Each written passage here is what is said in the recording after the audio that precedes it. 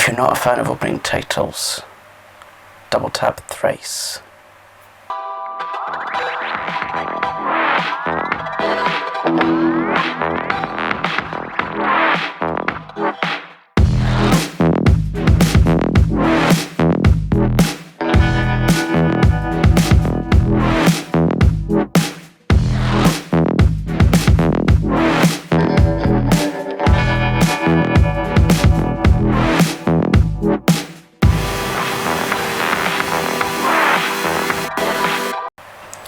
Hey everybody, it's Will Venus, welcome back to my channel. How are you all? So today I thought I would share with you how my second session at the Autistic Centre went. So if that's something that you'd be interested in listening to, do stick around, and if you're new here, don't forget to subscribe. It would be lovely to have new people here and to help my channel grow, because it's taken a little while. Help me please. Oh, Tracy. Random. Yeah, so today the thing that we talked about was sensory problems, and it took a little while. Again, there was a lot of talking, mostly by me. Made me feel slightly narcissistic, but I suppose with narcissists, they are only interested in themselves and no one else. And that's definitely not me, is it? So, yeah, the guy there, again, it was the same guy, very friendly, very approachable, etc. So I talked about, I think I mentioned this before in another video, can't remember which one, but it's around on my channel somewhere. It'll be, take these off actually. Sorry, it's just taken off another layer because I'm absolutely boiling, and so if you can hear a noise in the background, I've got the fan on because it's very warm today here in Edinburgh, especially in town. But I'll get on to why town was a very happy place today in just a wee while, so bear with me. So I explained to the guy all about my really acute sense of smell, and that I get really a huge amount of comfort from familiar smells in the form of incense, scented candles, fabric softener, and creosote. That's one of my weird favourite smells, oddly. Does anyone else have any odd smells that they really like? I also really like the smell of WD-40, which is a lubricant for tools and metal things and hinges and all that kind of stuff. Yeah. Also, before I got into the place, the way it works is you have to ring this buzzer to get in. I think that's probably because of, but it just so happened to be my bad luck that this buzzer wasn't working. So I'm ringing this buzzer, and as I'm ringing it, and then maybe 10-20 seconds later it makes this noise, which makes me think that there's someone on the other end listening, but it turns out they weren't. So what I had to do was phone them and say, look, I'm downstairs, would someone like to let me in? But the lady on the phone said, we're really sorry, but the buzzer doesn't always work. Which, I suppose happens. But it's not great for me because it made me feel really awkward, and when I don't know what I'm doing, or when I'm in situations that I'm not prepared for, it makes me feel really anxious, stressed, awkward, all of those emotions. But eventually the guy came to the door, and it just turned out that he was running late because he had a phone call that kind of went over the time that he got penned in. And yeah, we started talking about sensory things, and then he asked me about things like touch. I think he said hypo or hyper. Do you get any of that kind of stimulation through touch? And you could see that I was really thinking about what I was going to say as an answer, and he said, do you like hugging people? I said, yes! Yes! I love hugging people. Love being hugged, all that kind of stuff, which I've really missed over this past 18 months. Is it 18 months? It feels like years. Well, I suppose it is getting towards years anyway.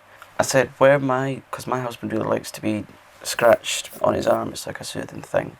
I don't like that. And whereas my husband likes like a shoulder or neck massage, he loves that, and I've got to really put in all my strength, otherwise he doesn't feel it. So maybe he's hypo in that sense, whereas if he gives me like a shoulder massage or on my neck, and even his gentle, it feels really sore for me. So I suppose I could be hypersensitive in that sense. And then he asked about food. He asked, do you like to have... The cat's at the scratch post. He said, do you like to have the same foods all the time or try new things? And I said, no, I love to try new things all the time. But the only thing that I always have to eat is breakfast. I think I said before, I've got my routine where get up, feed the pets, have breakfast, and it always has to be cereal. It doesn't really matter what cereal it is, just as long as I like it. And that kind of sets me up for the day. That's my morning routine. And then he asked about, touched briefly on like the routine thing. He said, how do you feel when, routines are broken? And I said, well, they just don't go well at all for me. I like to know what I'm doing for the day, because that way I'm mentally prepared for it, and I suppose physically prepared for it. So that was that. And actually, before I went in, don't know why, but I had a feeling that I would be talking about sensory things, so I wrote a lot of them down, which I was looking to see around if I had the list here, but it's not here. Anyway, whatever I had on the list, I told him, so because sometimes I forget about certain things. And then he asked me, do you know when you feel hunger? Do you know when you feel thirst? And my answer was yes, all of the time. Obviously. Didn't always used to be like that, but yeah, because some autistic people don't always know when they get the feeling of hunger in their stomach that means hunger, or when they feel thirsty, they don't know what that is. But that just doesn't apply to me, because I know when I know what to do with hunger and thirst, put it that way. And as I was saying all of these things, they seem to be writing down an awful lot, so I don't know if that's a good sign, bad sign, in the sense that yes, it means I am autistic, no, I'm not autistic. He asked again about like communicating. I've said before because the way I see making these videos, right, like when I'm looking into the camera, I try to imagine that I'm looking into someone's eyes, because I suppose that's the whole point of making a video. But in real life, when I'm looking in someone's direction, when I'm having a conversation with them, whereas a neurotypical person would naturally look at their eyes, in my mind I need to say to myself, right, you're having a conversation with someone, you need to look at their eyes. And then I think, well, do I need to look at the left eye, the right eye? Do I look in the middle? Do I look at their nose? It's just one of these things that I've got to remind myself to do. And then I said a little bit about me doing live streams and things for my wig work, and he asked me to describe how that feels. And so I described it to him, and I'll describe it just now.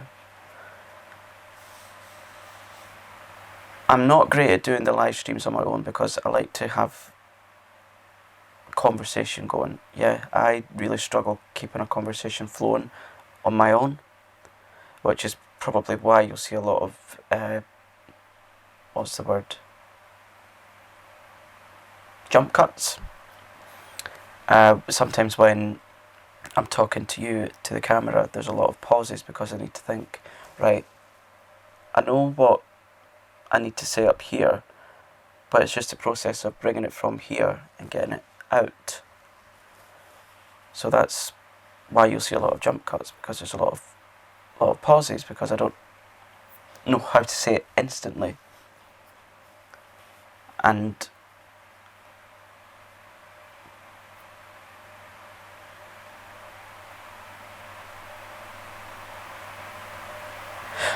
then he asked, actually I'll leave that bit in so you can see the concentration in me. He then asked me about stimming. Now, stimming, like stimulation and things, it's like a self-soothing thing in a way that some autistic people do. Not all of them do. My stims, it's like, well, you can't really see it just now, but it's sitting picking the little bobbly bits off my socks, or if I'm sat having a conversation, there's a lot of the twiddling of thumbs, or the playing with my hair, or playing with someone else's hair if I'm making a wig. Not that I do a lot of that, because that's going to be worn by someone, but yeah, I mean, I have my own stocks of hair, so I just sit and play with that, because it's a stim, it's a soothing thing. Or I will, apparently there's this thing that I do where my toes kind of go like that. Apparently that's a stim. Or if my hair's down, like playing with it. And sometimes I'll do this thing where I'll do that kind of thing.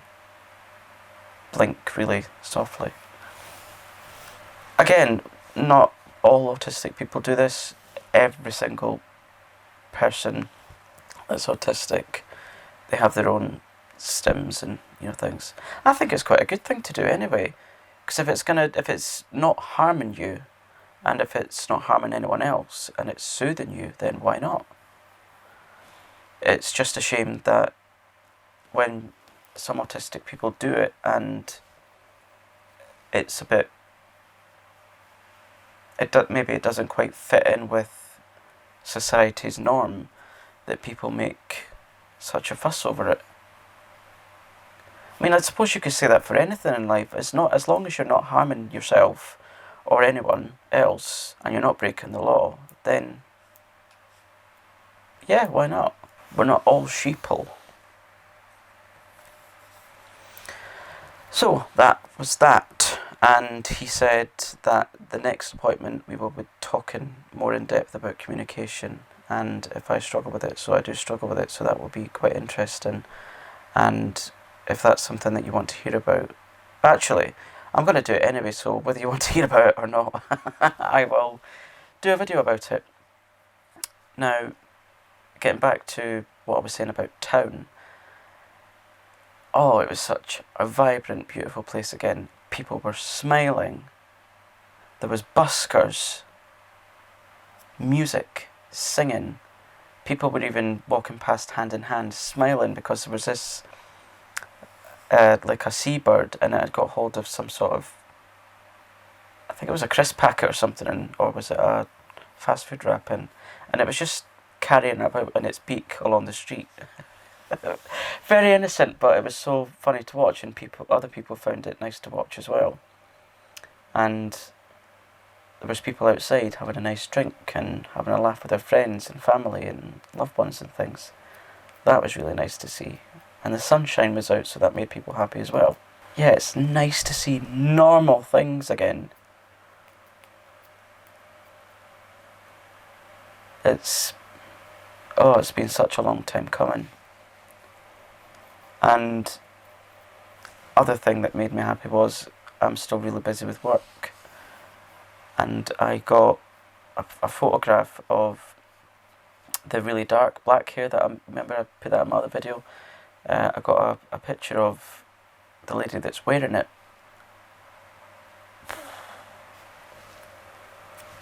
Blew my mind.